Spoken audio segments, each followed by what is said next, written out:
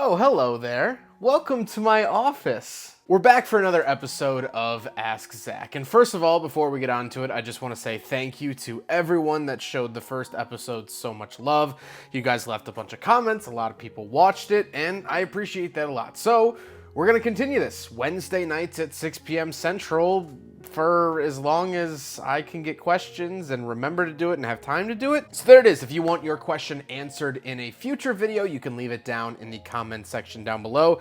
I'm going to try to lean more towards a little bit wider of questions. So people were asking me very specific stuff and it's sometimes hard to make a whole video on that, or I'm trying to answer stuff that is more common questions like today's topic of motorcycles. But if you have a question, please leave it in the comment section down below. I'm also considering maybe doing a series of like horror stories from the 1,500 cars I've reviewed. There are definitely a couple stories that stick out that I might share. So let me know if you'd like to see a series on that. But today we're talking motorcycles. I get offered tons and tons of cars to review, and I'm very, very fortunate for that. I don't take that for granted for a single minute. But in that, car enthusiasts and motorcycle enthusiasts often go hand in hand. Motorized vehicles, we share the road, all of that sort of thing. Why don't I review motorcycles in the way that I review cars? It would mean a lot more content. Well, there's a bunch of reasons. First of all is safety.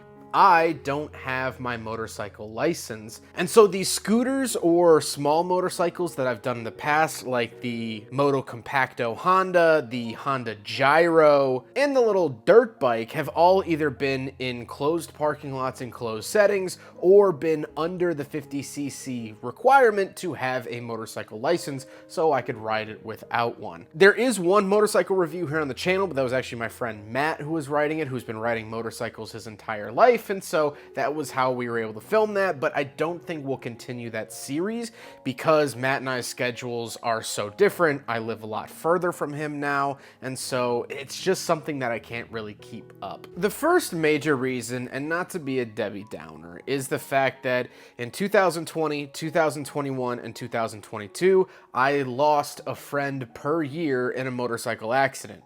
Dustin in 2020, Sam in 2021, and Jackson in 2022. And so going through that process of the funerals, the grieving, it's just a lot, and so it's kind of muddied motorcycles for me.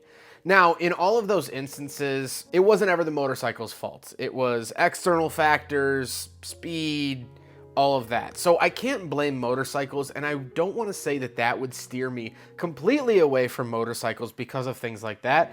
But as I tell people a lot of the time, I've never ever reviewed a car where the wind has blown it over and damaged it. There's a lot of factors that go into motorcycle riding, and safety is a big one of them. Another one of them is the insurance concern. My insurance does not really cover motorcycles. Now for cars, it will cover vehicles up to $250,000, and then after that, I'll either work with the owner or like the Rolls-Royce Spectre that I had, that was covered under Rolls-Royce's insurance. So I was good to go there. It's always good to have insurance, and a lot of insurance companies don't either work with motorcycles or they'll be very stingy when it comes to the claims. And so insurance is another big one of them. The third reason is the fact that this is a cars channel, and while I have done the occasional outside of the box sort of reviews, and I enjoy doing that, I don't know if motorcycles would do all that well, especially given the fact that it is such a car-focused channel,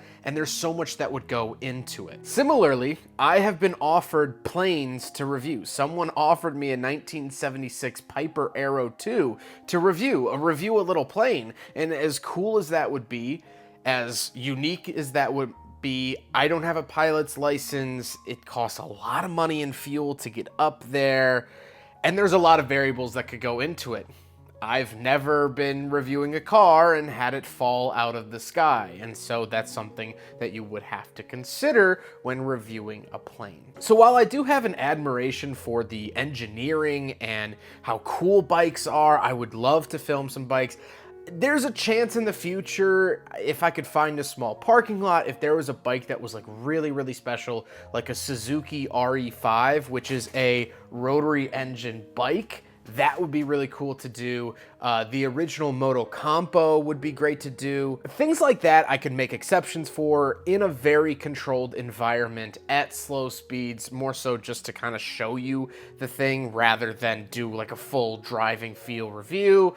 That's it. I also truly feel like I would like to get my motorcycle license maybe at some point, but at the same time, I feel like it's just one of those things, kind of like skiing, where I've gone the last 26 years not riding motorcycles. I think I'm kind of past that point for it to be really truly muscle memory. I think it takes 10 or 15 years of pretty consistent riding to be really comfortable and really know how to work a bike truly.